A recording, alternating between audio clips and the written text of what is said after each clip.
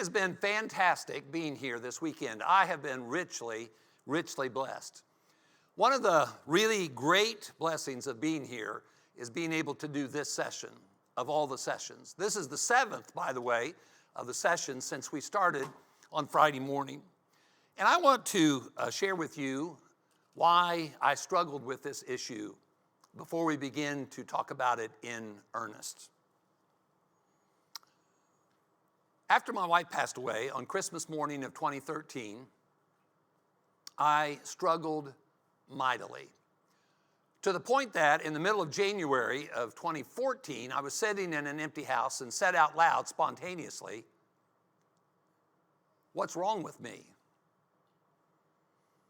And then I began a journey of trying to adjust to the reality that I no longer was married to this woman that I had enjoyed over 4 decades of life with.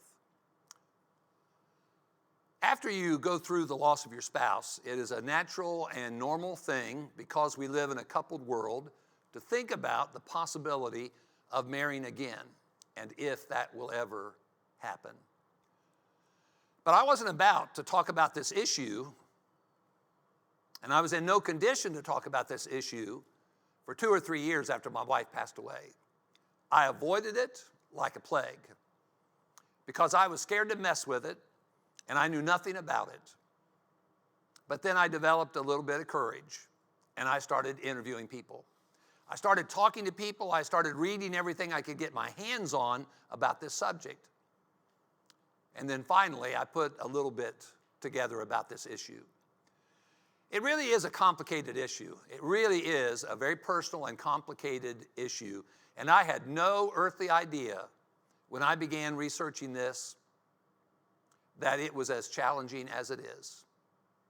With that in mind, I want to begin with some words of wisdom, but you'll have to excuse me for just a moment because something slid off of the pulpit. One of the things that I have learned in life is if you want to know stuff, ask a kid. So I share with you some youthful words of wisdom. Ricky is age 10, and he's asked the question, "How would you make a marriage work?" Ricky said, "Tell your wife she looks pretty, even if she looks like a dump truck." Here's another question. How do you decide who to marry? Alan, age 10. You got to find somebody who likes the same stuff. Like, if you like sports, she should like it that you like sports, and she should keep the chips and dip coming. I like that guy's attitude. Then you got the female perspective. Kristen is 10 years old, and she's asked the same question. How do you decide who to marry? She said, no person really decides before they grow up who they're going to marry. God decides it all before, and you get to find out later when you're stuck with them. I love this story about Morton. The neighbors thought it was odd that Morton, at age 93, was dating again. One Monday morning, Morton woke up with a funny feeling that something important had happened last night. It was during breakfast that Morton finally remembered what it was. He had proposed to his date, Greta. But what she answered, he couldn't remember. So Morton picked up the phone. And Morton said, "Hi, Greta. This is Morton. I have a funny question to ask you. Do you remember last night when I proposed?" "Oh my," Greta said. "I'm so glad you called. I knew I said yes to somebody and I couldn't recall who it was." Oh my, you got to love kids. There's no filter between their brain and their little brain and their lips, and stuff just comes out. You got to love kids. Well, we're going to be talking about marriage and the love involved with marriage. We're going to be talking also about loss. We're going to be talking about contentment. We're going to be talking about the possibility of marrying again. And I want to share with you a couple of things that I have found that I thought would be a good way to start. Whenever I decided finally to courageously pursue this subject, I sent a few emails out to people that I really had known for a number of years and respected, and I asked for their feedback about the idea of people marrying again after they've lost their mate. So Travis, a good friend of mine, he says, my dad died in January of 2013. There was a man at Mom's church whose wife died the day before my dad died. He took care of his wife for 12 years. I performed the wedding ceremony for Bob and Mom last April. Mom is 88 and he is 78. When I was with the Woodson Chapel Church on the south side of Nashville doing a workshop in the early beginnings of this ministry, I met Bill and Verl and went out to lunch with them after Sunday morning church. They told me their story and I said, oh, Verl, you got to give me that story in writing. So I have a cursively written little story about Bill and Verl. Bill and Verl had long and happy marriages. Bill's wife had ovarian cancer and suffered for over a year. Verl's husband had Parkinson's disease for 10 years. Both were faithful caregivers and they kept their spouses at home until their death. They experienced grieving and neither had thoughts of remarrying. After 14 years of being alone, Bill's son, now I need to explain something to you if you've not had this experience yet. You get to the age in life that if you've had children, your children become your parents and basically guide you through what they think are the troubled waters of aging. So after 14 years of being alone, Bill's son suggested to his dad, Dad, why don't you ask Verl out on a date? Bill thought about it, and Bill called Verl, asked her out to dinner. Being alone for 10 years, Verl was surprised that she said yes. And he said, what do I do now? I haven't been through this in years. They started dating, and after they fell in love, they got married. She said, our lives are so much happier now. God's work can be done together. That's Hallmark-like material. When I was in Medina, Ohio, I did the second workshop of this nature I've ever done. It was a pitiful excuse for a workshop of any value, but during the course of being in Medina, Ohio, I met this lady who told me her story, and she just was beaming so big. I said, you know what? You've told me way too much. Send me an email, and so I want to share with you a little bit about their story. The woman suffered loss in 2012. The man lost his wife in 2013. She had been married 38 and a half years. He had been married 40 years. They end up in the same church in Medina, Ohio. And actually, when they were young adults, they were members of the same congregation in another state. She remembered, but of course he didn't. Typical. So they end up conversing. They decide one Wednesday night after Bible study to go to McDonald's and have coffee together. Picking up at that point, I want to read to you her own words. We met the following Wednesday after Bible study at a local McDonald's. I was so nervous, I was shaking. Now, she's across the table from a brother in the Lord, a mature brother in the Lord, and she is a mature woman in the Lord. Why in the world would she be shaking? She had never been in this position before. Now, having been married and widowed, and now she's interacting in a way with the opposite gender she never has before. Well, they started dating, and she says at this one point, I know it was a date because he came and picked me up. By the way, it's interesting talking to widows and widowers about exactly what is a date. One of the most hilarious evenings I ever had with about 40 plus widows and widowers was asking the question, what in your opinion is a date?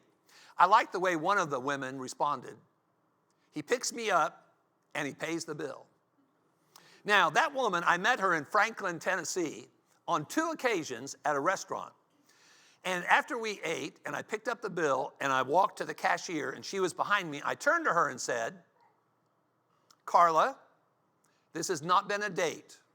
I'm paying the bill. I did not pick you up. You met me here. Another woman said, he picks me up, he pays the bill, and I get a kiss.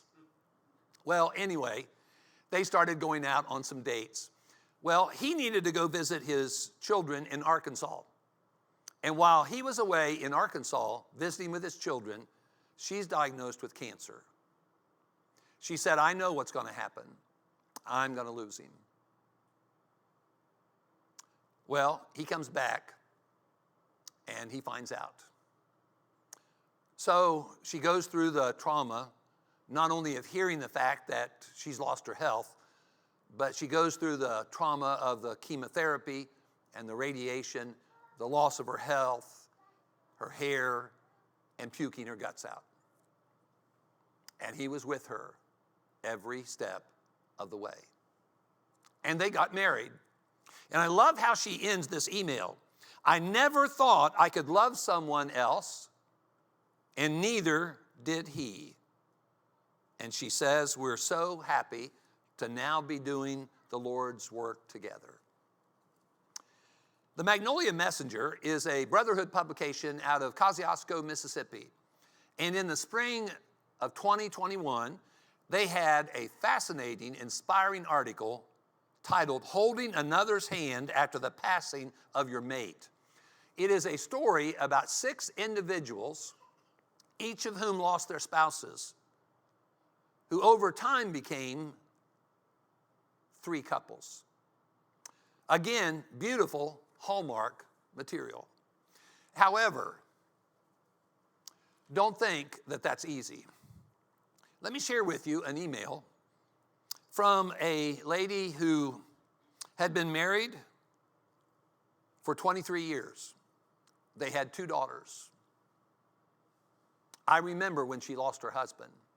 It was a Sunday morning, and she sent her daughter down to the basement to get her dad for breakfast before they went to church that day. And the 13-year-old granddaughter found her father on the floor dead. This is 2.5 years later that now the widow is sharing this with me.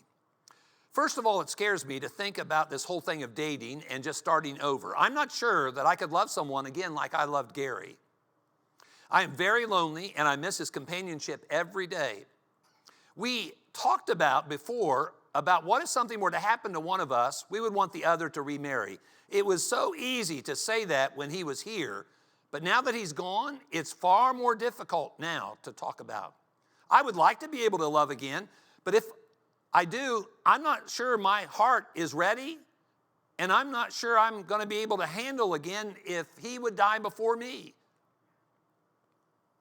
I don't want to live through the pain of losing another spouse again. One deacon in the Lord's church in Massillon, Ohio, explained to me about his mother-in-law who lost his father-in-law, but then she chose to remarry, and his wife, the daughter, was upset about her remarriage and who that he remarried. And he makes the point that our visits after they got married were very stressful and uncomfortable.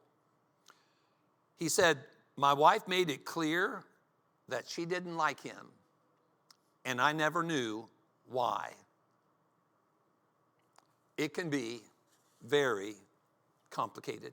John and Effie both lost their husbands, or husband and then wife. And John and Effie ended up getting married because they had lost their spouses. Let me share with you about what happened. After they got married, Effie said that she wished she had never gotten married. He controlled what television shows that she watched, and he was very jealous of any man at church that would give her a hug when she was the wife of a shepherd in that church for years and dearly beloved by the church where she went for years. So she's decided she's married a control freak and regrets that decision. She ends up getting dementia. And now John says this to a common friend of mine. I did not envision my marriage to be like this. I wanted to have a wife to take care of me, not for me to take care of another wife. Facebook, public, is public, and I share with you this one. Dear Facebook friends, I don't normally write very personal posts, but because most of my Facebook friends are like family to me, I want to tell you about some recent events in my life. I know that some of you are concerned, and I appreciate that more than you know. It's hard to talk to everyone all the time, so maybe this post will answer some questions and elicit some prayers. Please know it's difficult for me to write this, but I feel like I can make everything clear. I'm just ashamed that I made such an impulsive decision. As most of you know, my husband, Jim, passed away June of 2014. It forever changed my life. I was vulnerable, devastated, and naive. I met someone months later, and we married July of 2015. While that may seem very quick to most of you, it didn't to me at the time, and I don't want to go into all the details on Facebook, but after several rounds of heartache with this person, we are now divorcing. Being a teacher in a small town for 25 years lends itself to many people knowing you and me knowing them. I'm taking back Jim's last name. He was the love of my life. He was my soulmate. Please pray for me and Lexi as I continue to grieve for Jim and as I move forward in my life. I never wanted anything more than what many of you all have, a loving marriage. At this point, I had this particular research from the U.S. Census Bureau. Research shows that over half of remarriages within 2 years of the loss ends in divorce. Over half. Now, I hope what I've done here at the outset is shown you that when somebody has lost their marriage and they marry again, it can be awesome. It can be wonderful. It can be a beautiful thing. It can also be a train wreck. Now, does that kind of sound like first marriages? Think about what we know from experience and from statistics. Obviously, there's a lot of thinking we need to do before we get married, whether it's a first time or a time after the first time. With marriage, there's a beginning and an end. And the end is as sure as the beginning. Whether you are hitched at a courthouse, in a living room, a marriage venue, or a church building, with that beginning, there's going to be an end. And you have no idea when that's going to occur. I say that to say this. Every married couple in this room, I want to challenge you. Never take a day of the blessing of marriage for granted. Never. As a matter of fact, if you're sitting next to that person who you are married to, I want to challenge you to touch them, to hold their hand. I want you to feel that sensation of being able to do that. And I want you to think about never, ever being able to do that again. If somebody would have told me that when I was married, I would have appreciated my marriage a whole lot more. Sadly, a lot of times we don't appreciate what we have until we lose it. Cherish every hug, walking hand in hand, being able to talk with someone that loves you, that loves the Lord, and being able to experience the blessings together and the burdens being borne together. There is going to be an end. Now, when that ends, the Bible says in 1 Corinthians chapter 7 that the person who loses their spouse has every right in the world to marry again. If her husband dies, she is at liberty. She has every right in the world to marry again. Whoever she wishes, and then there is that qualifying phrase, only in the Lord.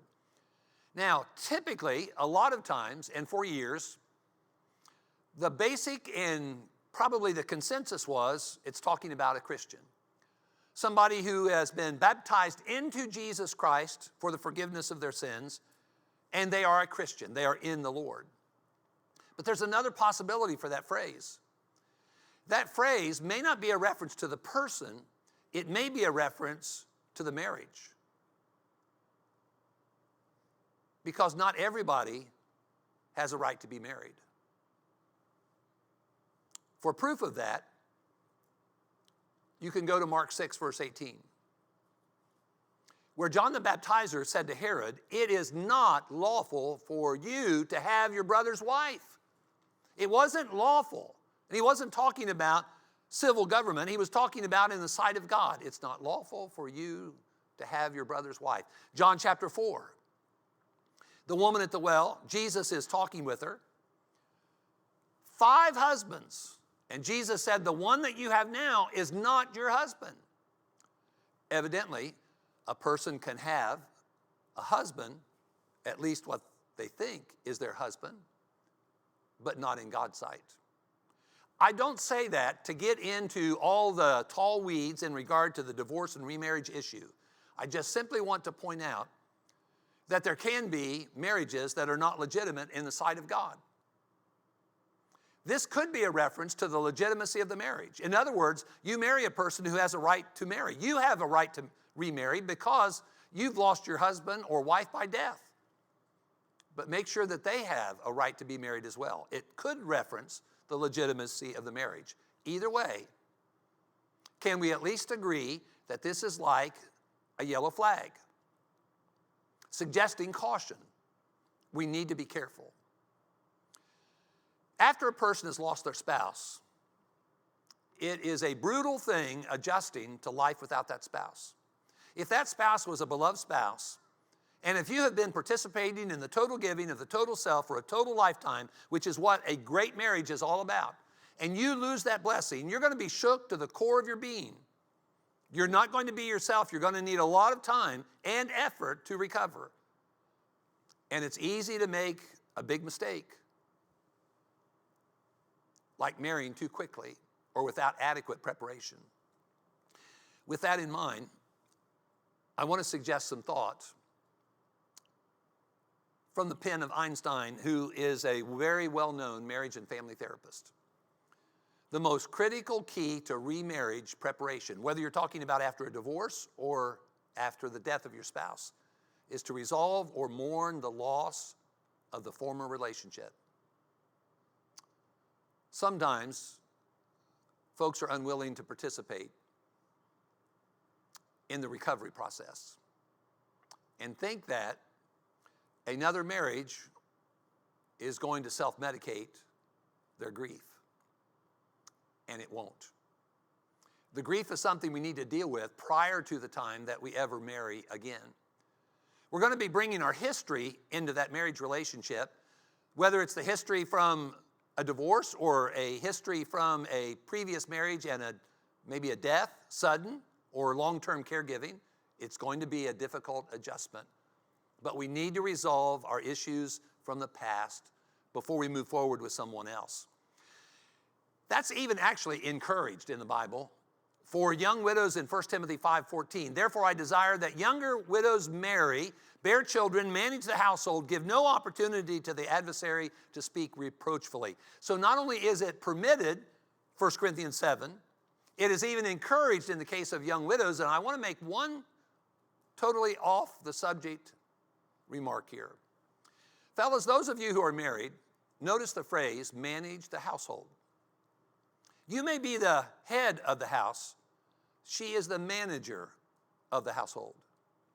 So if she has some crazy idea about the house, guess who ought to get their way? If it's some weird off-the-wall color, if it's some sort of a change of the structure of the house, make sure that you respect the manager of your household. So those of us who've lost our spouse have every right in the world to have another spouse if that person that we choose to marry has also a right to marry. One of the most difficult challenges after loss is the challenge of finding contentment without that precious blessing. I know about that from personal experience.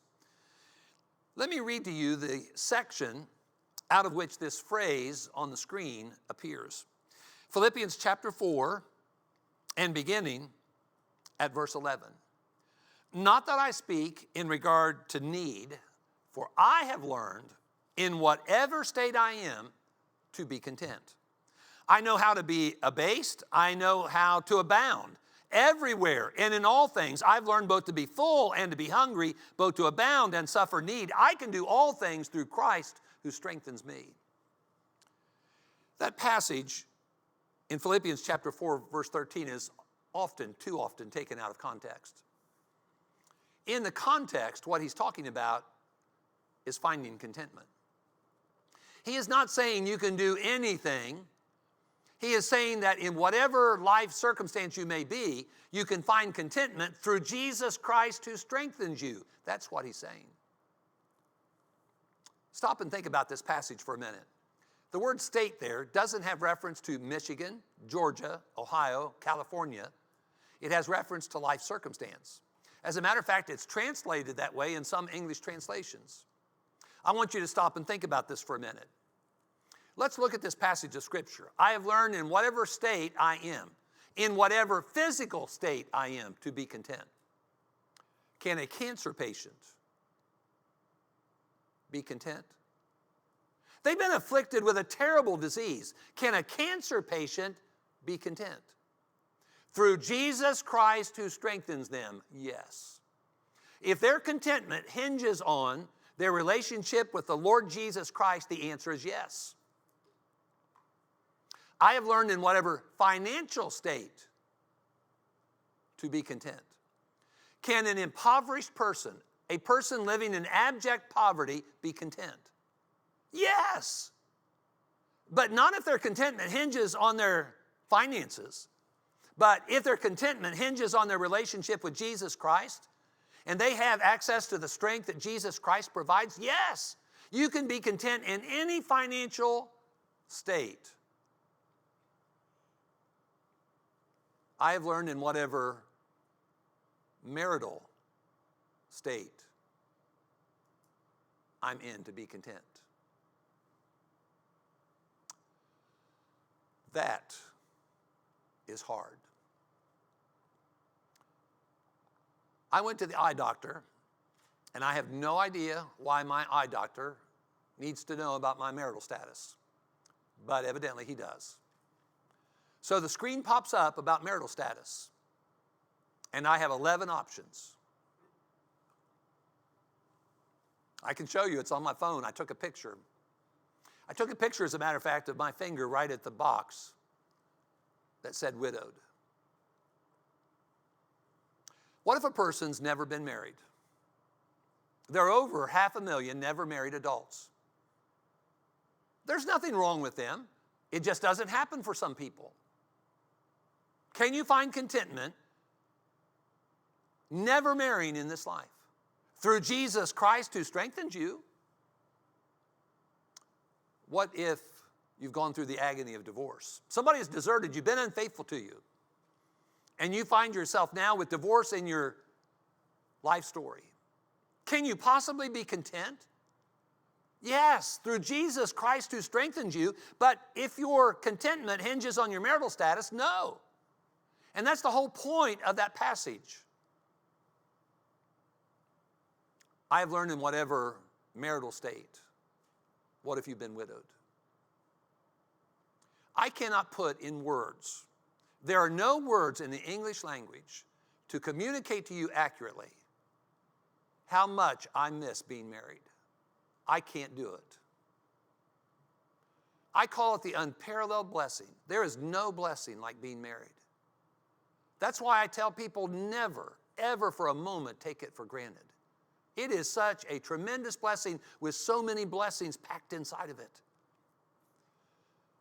To have that and lose that and then live without it, it's hard. It is very, very hard. And so it tempts some people to think that, well, I was happy when I was married, so if I get married again, I'll be happy again. Well, maybe, but maybe not.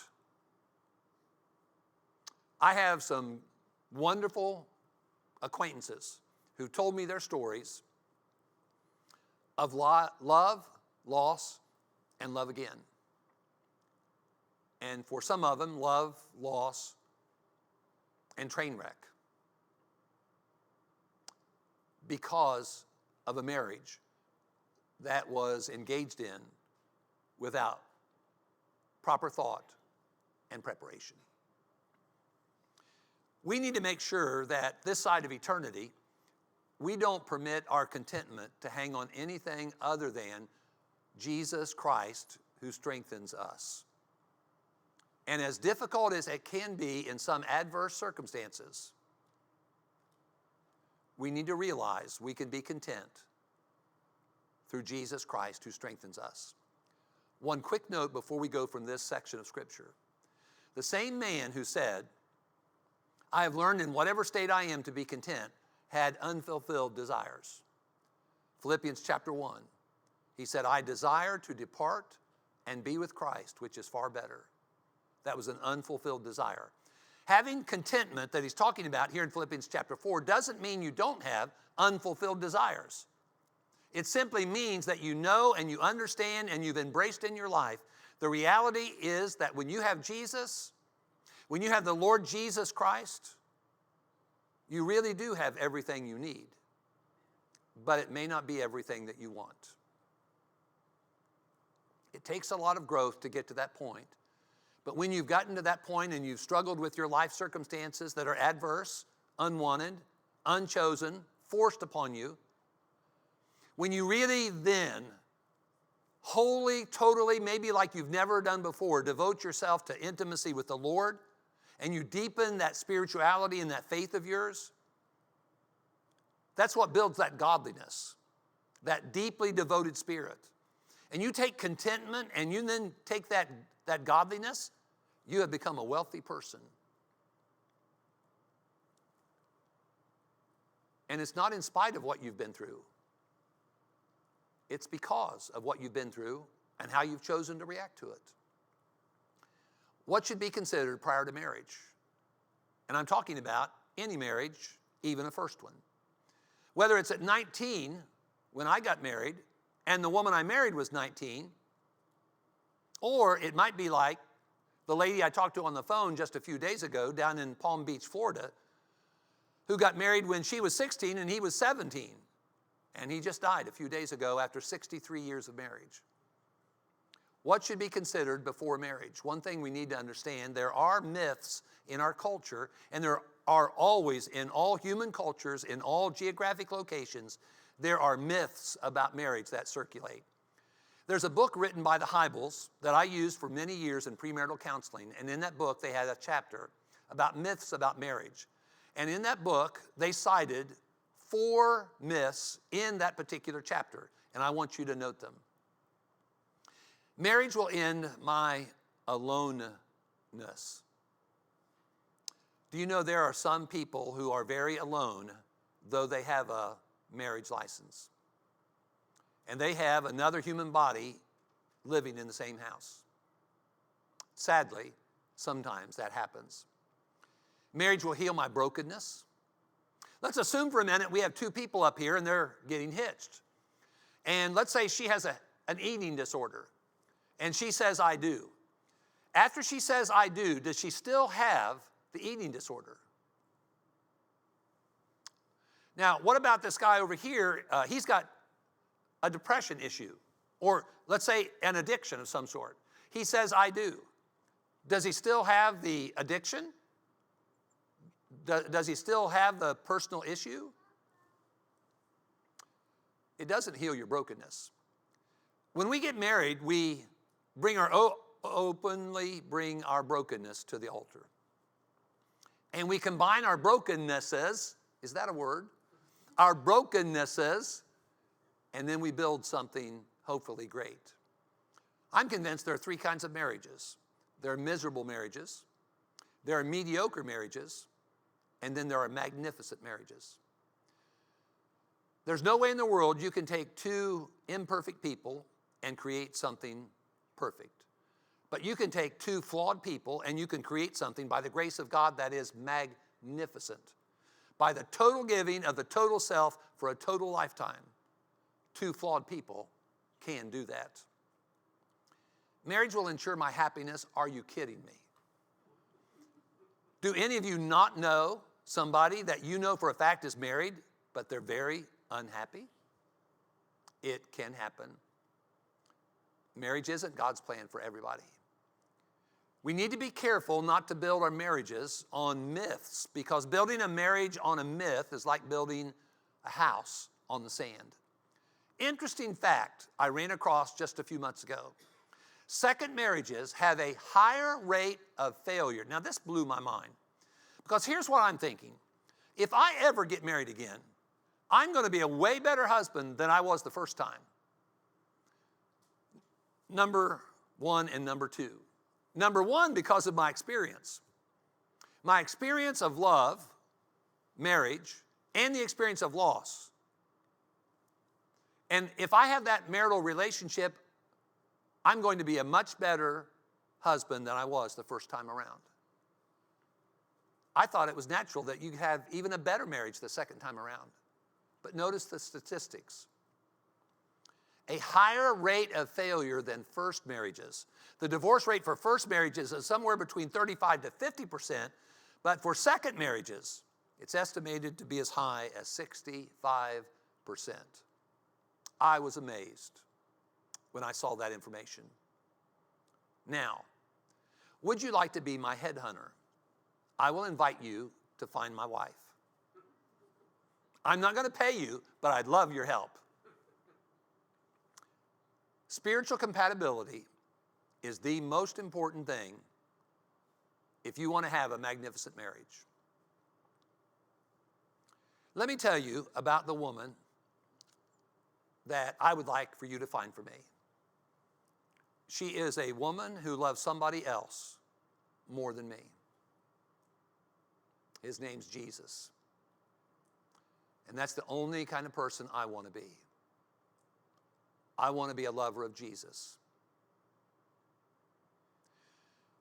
But whenever we're searching for that person who is the spiritually compatible person, we need to first look in the mirror and make sure that we are the kind of person who loves Jesus more than anybody else or anything else. Finding the right mate begins with looking in the mirror at yourself to create a you that is the right mate for someone else. There is nothing more important than spiritual compatibility. I am not talking about two people who both have a birth certificate that is spiritual, a baptismal certificate. I'm not talking about two people who go to the same church. I'm not talking about two people who are members of the same church. I'm talking about two people who love the Lord more than anybody else or anything else. Go on YouTube sometime and put in your search bar, "more than me."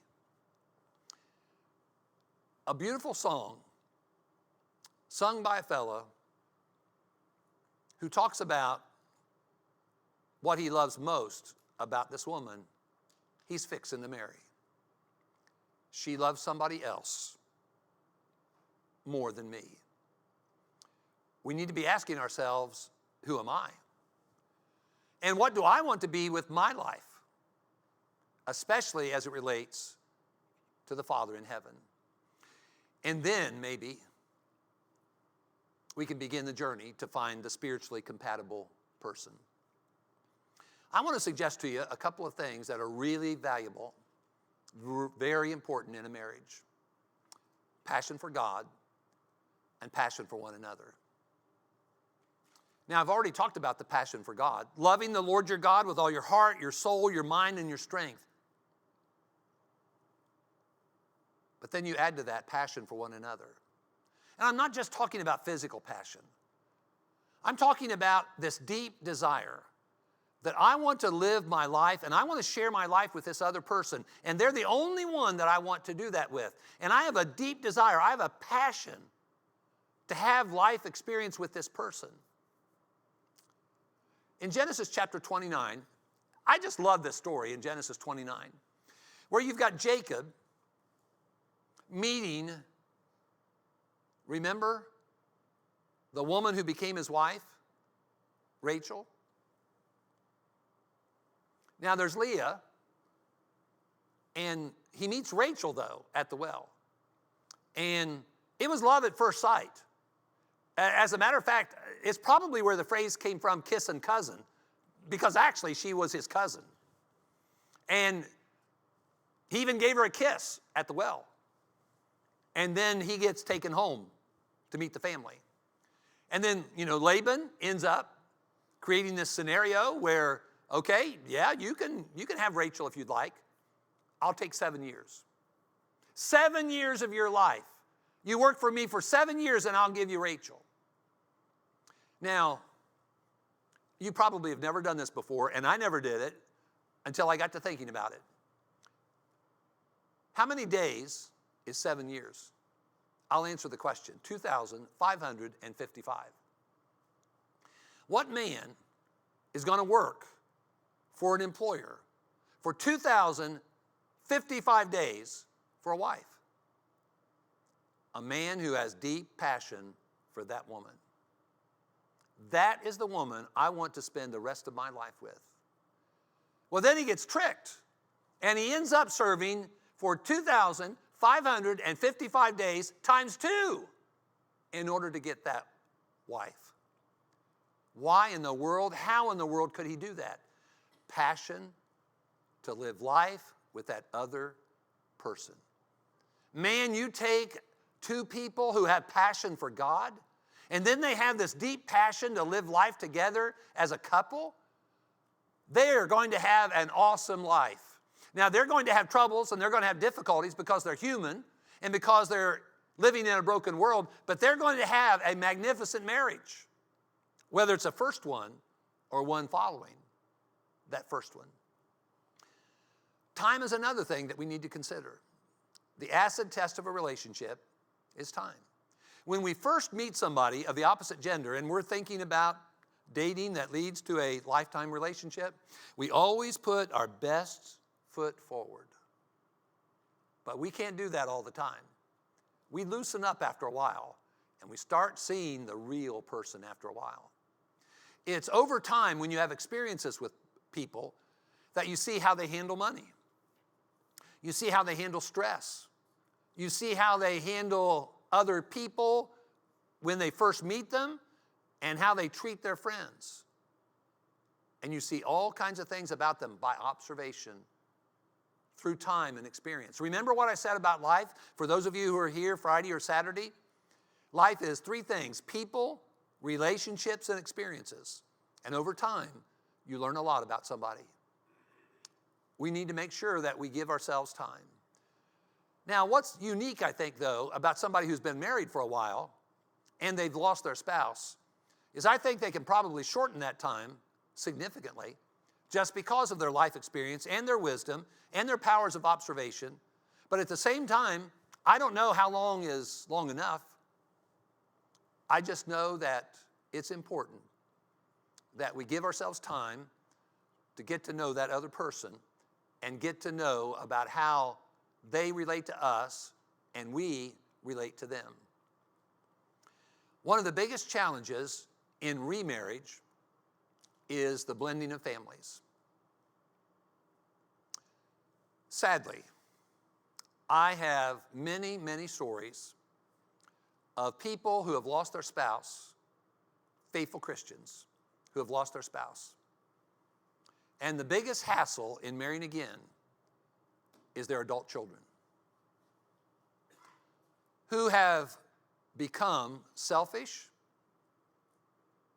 self-centered, and immature. And they just are not willing to honor their parents' desire to have life with the blessing of marriage again. Imagine this. Imagine a fella who cared for his wife for 14 years. When she was diagnosed with cancer, she was stage 4. 14 years, and then she dies. The first year, that man barely survived. He's one of my dearest friends. About 18 months, he started coming up out of that big black hole. And boy, about year 2, he was doing a whole lot better. He started dating a friend of his late wife's who sat right next to his wife. He sat here, his wife sat here, and then Arlene sat here. And he started dating Arlene. He decides to ask her if she would like to go to the jewelry store. Howard's not very romantic. Well, anyway, he decides to propose to her. His daughters find out. Dad, how could you dishonor our mother like this? How could you do this to us? Can you believe kids who grew up in the church acting like that? I know one elder in the Lord's church in Murfreesboro, Tennessee, who had stress and a lot of pain from his children because of his interest in marrying this woman who had lost her husband. And it got to the point in the conversation where he used this line. I thought this was really a great line. He said to his kids, "What do you expect me to do?" They were in the house where he and his late wife have lived. And he said, "What do you expect me to do? Draw the blinds? Make this house a museum? And live in here till I die?"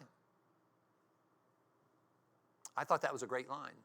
One of the things I told this friend of mine who had his 2 daughters really come back hard on him and say a couple of the things I just said. I said, how about telling your kids this? Girls, when you came to me and you asked about being married and you had your boyfriends ask for your hands in marriage, I trusted your judgment that you were making the right judgment call, but you had little life experience. Now, I'm just asking you to accept my judgment with a lot of life experience and accept and honor my decision to move forward in my life by marrying again. Boy, the stress and the strain that can go on in these kinds of situations, it is something that needs to be worked with and worked on.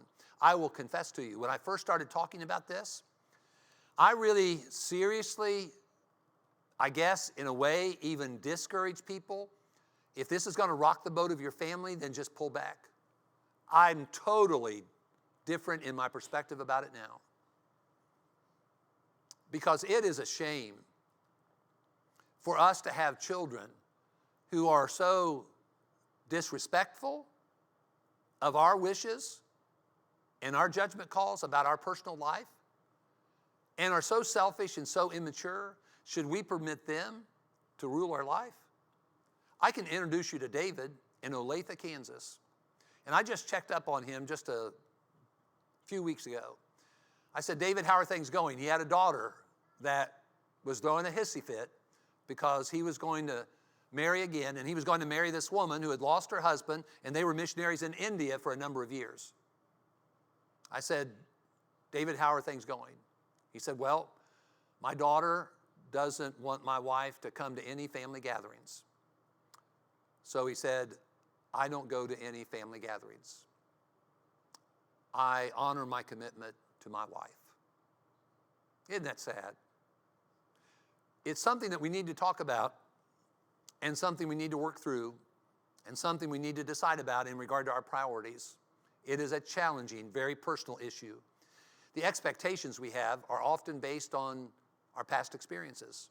So if you've had a marriage previously, then the expectations you had from that experience are going to affect that second marriage, and so we need to talk about these kinds of things. One of the key elements in moving forward toward marriage, whether it's a first one or one after that, is transparency. Transparency breeds intimacy, and transparency is a sign of intimacy. So it's extremely important to become real open and real vulnerable and talk about anything and everything as you move forward toward the joining of two to become one. Health and sexual issues need to be discussed. Do you think there's ever been somebody who married somebody else and they didn't know about a health condition that that other person had? It happens. One of the dates, this woman that you're helping me find, by the way, and by the way, my telephone number is available on the internet, on the website. But this woman that you're going to find for me, we're going to have 2 very romantic dates. The first one, we're going to go get some candy and flowers, and we're going to go on a date, hand in hand, to her doctor. And her doctor is going to tell us about her physical condition. And then we're going to go to Walmart, and we're going to go get a rod and a reel, and maybe throw in a little bit of tackle, and we're going to give it to my doctor, and my doctor is going to tell me and my prospective wife about my health condition.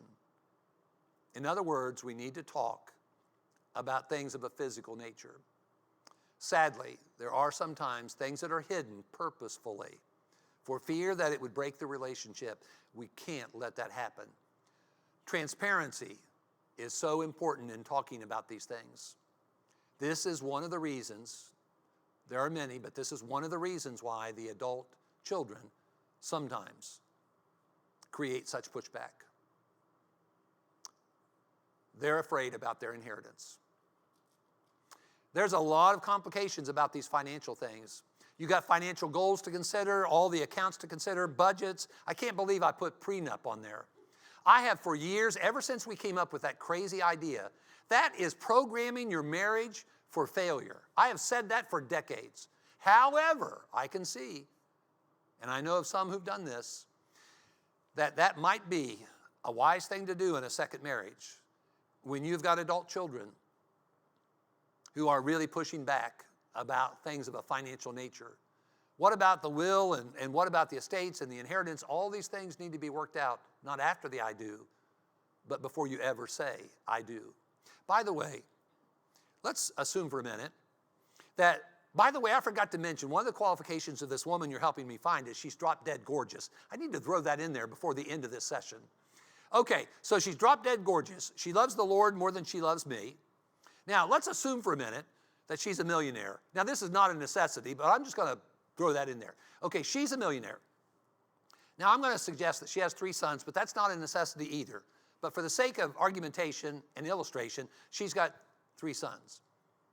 We get married, and she dies first. Now, do her 3 sons need to give half of their third to my 3 daughters? Okay, we get married, and I die first. I have been a preacher all my life. I leave behind $1.50. Do my daughters have to give a quarter to her 3 sons? You see how complicated this is? And the time to talk about all of this is not after we make a commitment, but before we ever make that commitment. The church secretary, well, she's retired now, but the church secretary in Summerville, South Carolina, was widowed. There was a preacher in North Florida who was widowed.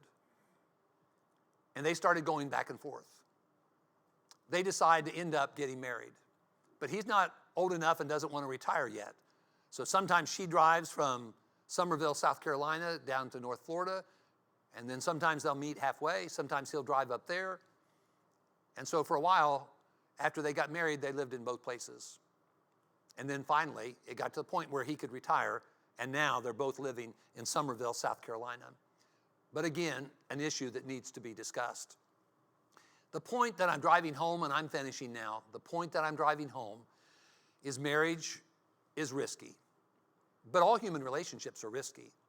When you get a job, that's a risk because you're dealing with other people, and there might be some things that are very hurtful because you've risked getting that job at that place.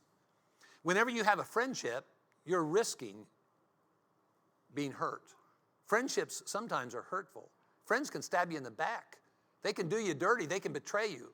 They can sin against you. I mean, Jesus said, if your brother sins against you, even in the church, being a member of the church is a risky thing when it comes to relationships.